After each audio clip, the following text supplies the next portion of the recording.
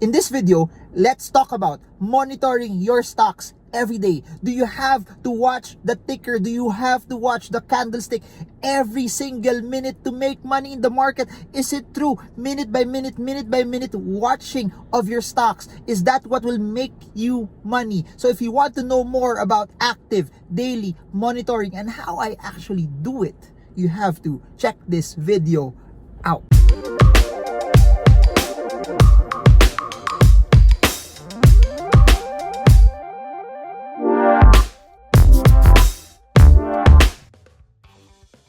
Hi everyone, so I'm here in a random parking lot in Taguig because I have to do some transactions. In the next few minutes, I'm about to step out. I miss the times also when I would do vlog type content, and when I was about to step out of the car to do something, it just reminded me that since we are in a pandemic, since majority still, even though it's GCQ already, are in lockdown and majority are working from home, I believe it's easier to trade the markets and monitor the markets now by virtue of that we're just at home most of the time, and the access to trade is easier, especially if you have your laptop, your iPad, or your phones with you and you're just glued to the screen or at home, and it's easier to be able to transact and there's not much distractions. But let me share to you how I get to do it now, kasi prior to this pandemic, schedules have been busy. There were a lot of things that I needed to do. There were a lot of meetings, business transactions also that I needed to also undertake. So how do I navigate the markets and how do I still get to trade? Because I believe some of you who are watching this, you may live in a different time zone, or some of you are busy. A lot of the people following this channel are entrepreneurs, business people, lawyers, doctors, accountants, who are relatively busy in what they do. And I want to help people that you're crushing it and doing well in your work and in your business, but in the same time, you get to build an asset in the stock market. So I want to share this.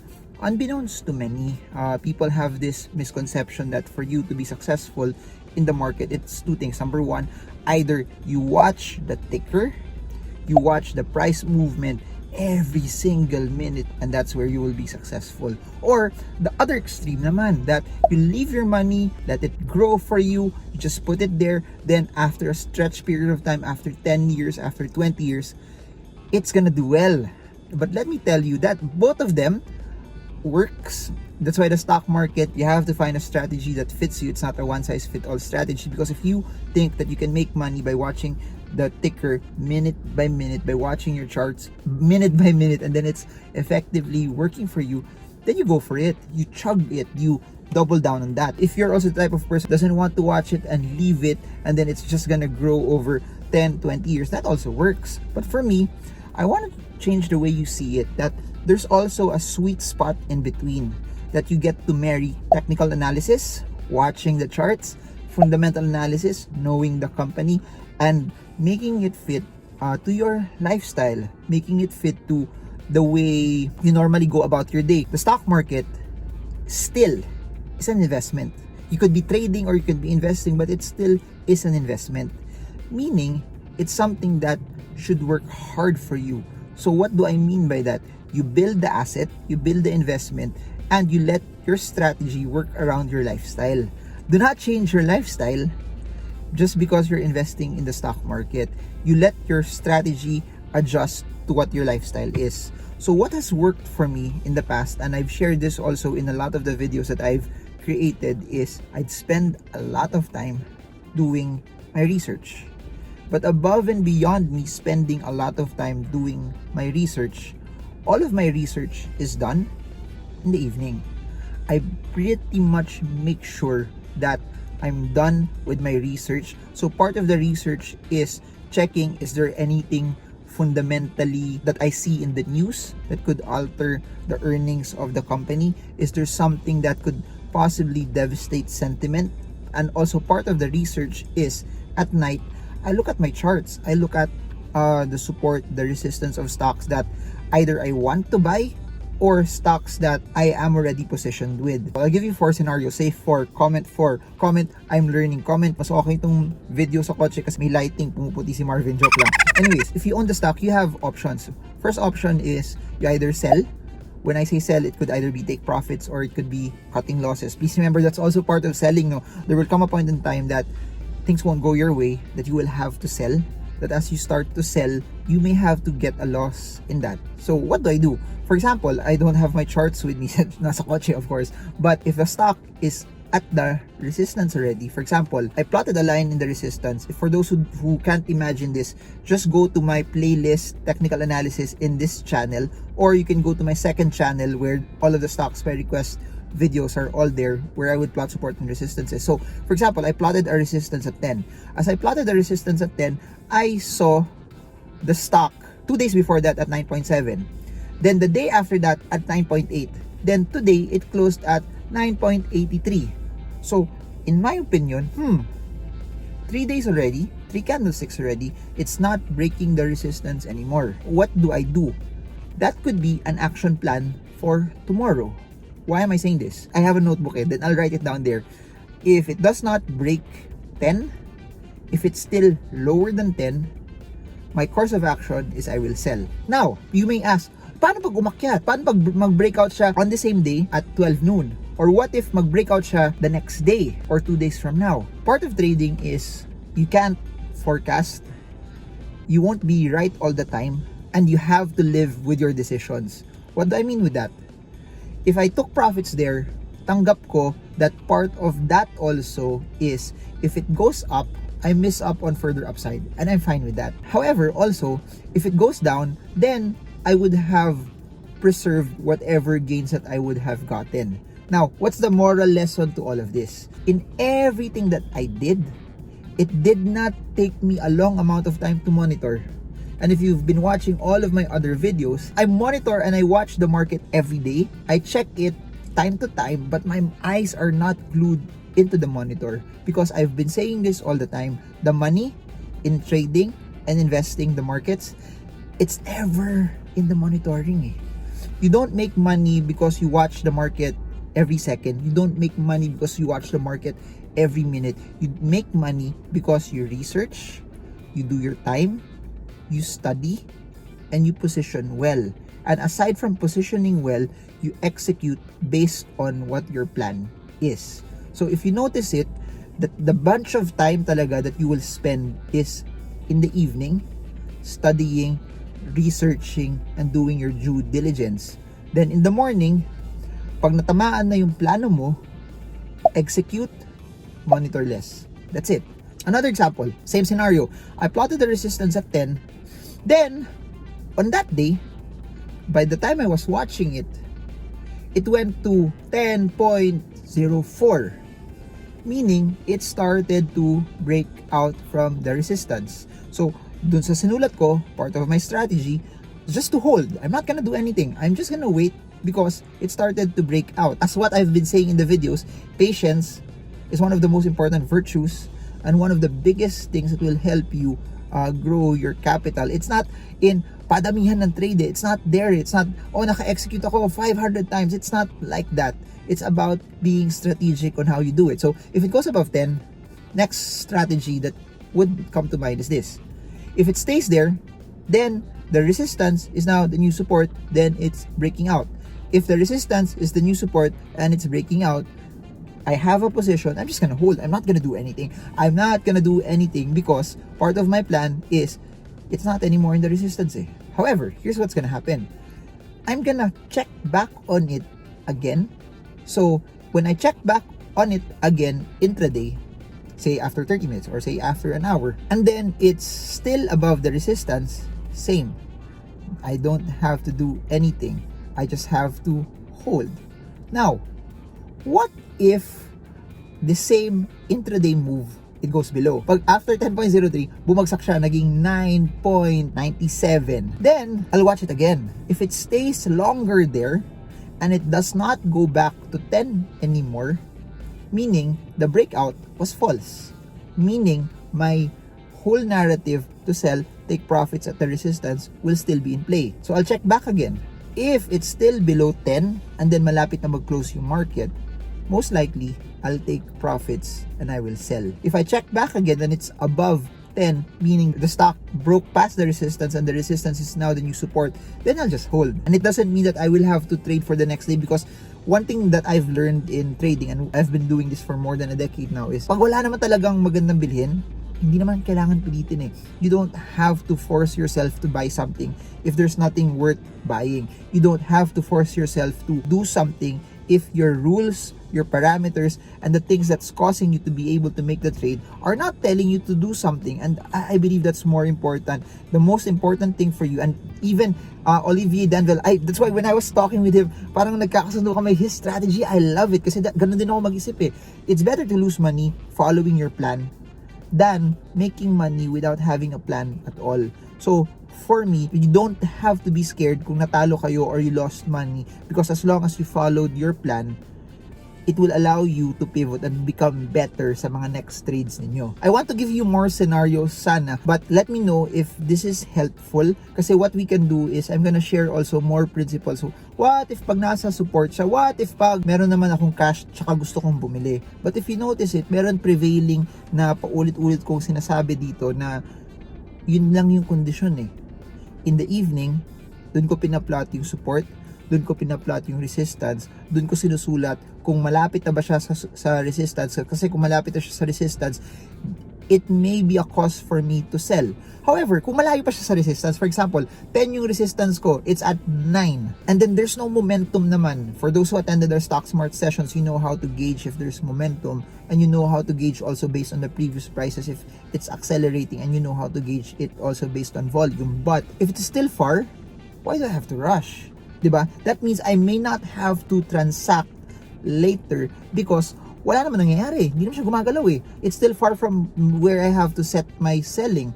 And that's what I want to tell you. Kung malayo pa naman siya dun sa area kung saan nyo gusto magbenta, bakit nyo kailangan magbenta? Bakit nyo kailangan i-force sarili mo to monitor it? Eh, malayo naman talaga siya. Markets, stocks, move in cycles. Meaning, kung wala siya sa support ngayon, after a period of time, babalik din naman siya eh. So, pagbalik niya dun, that would be an opportunity for me to position. Sa gabi, instead na mag-TikTok, instead na manood na Netflix, do your research there. I've been investing in US markets also. So, sinasabay ko na. After I've done my research, that's why, kung nagtataka kayo, bakit ako may pinupost na midnight or bakit ako may Instagram stories also, because there are times also that after studying Philippine markets, then I execute and do my due diligence naman for US markets. And kaya siya sustainable kasi isipin mo to, kung nasa Pilipinas ako tapos busy ako, kunyari normal walang pandemic, I'm out and about every time. Sa US markets, pag uwi, I have a lot of time to watch it even more. And especially now, no, the US markets have done really, really well. And that's why I've been double downing and putting in more time and effort also for US markets. They've done so well.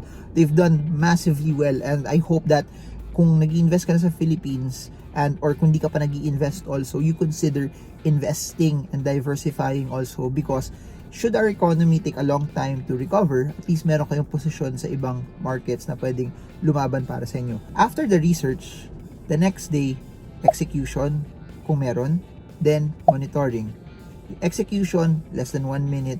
Monitoring, it pops up, checking my individual stocks. Kung tinatanong nyo, what about other stocks? What about the overall general sentiment? I do a larger and more stringent review sa gabi. I don't do it in the morning because pag ginawa mo sa morning yun, mas mabilis maging emotional eh. And napansin ko dun nang galing yung mga mistakes ko. I've made more mistakes when I try to study and analyze in the morning when my mind is also doing and thinking about other things as well. Because napansin nyo sa market, madali mag-execute. Mas madali na ma-force natin sarili natin to rush. And hindi ako ganun. Na-notice ko dun yung mga mistakes ko when I've tried to execute very, very fast. That's why my charts, most of the time, are studied when the market is closed, because hindi naman nagbabago yung trend eh. Yung trend matagal bago magbago, yung range matagal din bago magbago, and I can still spot it from the candlesticks. So important elements of your trade is the research, how you plot that research to follow technical and fundamental analysis principles, then execution, then monitoring. Now you're asking, paano yan pag wala naman akong kailangan execute, meaning wala sa plano ko na kailangan bilhin, wala sa plano ko na kailangan ibenta? Then you could monitor, but you don't have to execute. And that's why yung mga kwento ko about another broker also na dun ka mag-monitor kasi hindi ka matitempt, wala masyadong pera nandun. I monitor the market every day, I watch the market every day. I look at my stocks every day, but I don't watch the ticker every minute. I don't watch my stocks every single second and every single minute. It always falls back to what I studied. And that's what I want to suggest to all of you. If matagal ka na nag-invest, matagal ka na nag-trade, nagsa-start ka pa lang, spend more time in the research. And spend more time learning it on your own than asking your friend what to buy. I repeat, spend more time learning it on your own than asking your friend what to buy. Kasi kung binigyan kayo ng friend nyo ng magandang bilhin, yun yung maganda para sa kanya. It does not mean na maganda para sa inyo yun eh. Kung binigay niya yun, wala naman exit plan, walang entry plan, walang tranching plan, or is it a trade that you're gonna do in one go? I hope madami kayong natutunan sa video na to. I just felt that this was something that was important. I just felt that at this time, it's nice to just keep on pumping up and giving information to all of you, because information is the currency of tomorrow. Content is the currency of tomorrow, and I just want to be the one that continues to help you wherever you are in the world. Kahit inaasar nyo na ako, guiding light yan ng guiding light, or One Yusuf kayo na earn One Yusuf, tas may goat pa. Just to clarify also, if you're just watching this, I'm not in this for the titles. I don't care about any titles, either positive or negative. It doesn't matter. I just want to be the one that invests for myself, and in the same way, I just want to be the one that helps other people along the way, and that's what matters. And thank you so much for my first channel. We're closing 140,000 subscribers already. It's just amazing to see. If there's 1 million people invested in the market, it's just amazing to have like 14% of the entire investing population in the channel. Then for the second channel that's new pa lang, it's around 5,000 already. So it's interesting. By the way, I have a new channel. It's called Stock Investing Made Easy. That's where a lot of the raw stocks by request will be. That's where a lot of the charting will also be. So if you like stuff like that, head on over to my second channel, Stock Investing Made Easy. We're gonna do a lot of technical analysis there. Here in this channel, it will be distributed already for everything else: fundamentals, technicals, market action, price action, everything else in between, aka mga fans ni Maya. Dito lalabas lahat ng mga video ni Maya. Also, in the description below, we have playlists for all of my other videos, from technical analysis and fundamental analysis. Then I also have books there. They're all available via Shopee. You just have to click them. It will be sent wherever you are in the world, or at least kung saan yung may Shopee coverage. Then online courses with Chinkee Tan and Sean Si are also in the description. Then for those who are asking, paano ka nag-invest sa US markets, I have a link below. It's called eToro. You can click that. You can buy Facebook stock, Amazon stock, Google stock, Nike stock, and other US stocks for around $50 only. They have what they call fractional shares. But if you want to buy the exact stock, not fractional share, you want to buy just one share, what's interesting about that is they don't have any commission. Meaning, whatever you pay for that stock, that's basically it already. We're now in GCQ. I don't know if this will last, or if this will be the prevailing theme already up until the end of the year, or up until a cure is found, or up until things get better in terms of the hospital beds. But kapit lang, wag mawalan ng pag-asa. I don't know where you are also in your finances. I don't know why I keep saying this, but you have to be hopeful that things will get better, hopeful that no matter how bad it is, it will always end it. That this is not something that will destroy you, that this is not something that will cause you, wherever you are, to suffer. Because in the darkest of nights, the light will always shine brighter. And it's not a cliche, but it's something that whatever God has placed in your heart, whatever dreams, visions na binigay sa'yo, I believe it will happen. I believe that the only limit to it is us not believing that it will happen and not acting towards it. And I'm hopeful. August 2020, whatever happened in the first 8 months, it's behind, it's done, it's over. Hindi na natin mababalikan yun. What you can do is make sure that the next days up until the end of the year will be your greatest days yet. Decide that whatever happens, 2020 will be your greatest year yet. Decide that no matter how dark things look, no matter how bad the economy is, that your personal economy will be massively better than everything else around you, than whatever you see around you. And I just hope that for all of you, to everyone watching this, for those that the 136,000 subscribe to this channel, and dun sa mga hindi subscribe, okay lang din naman as long as you smash the like button for the YouTube algorithm. But it's just been fun. Thank you so much, and Marvin Germo, trade well, trade strong, trade smart.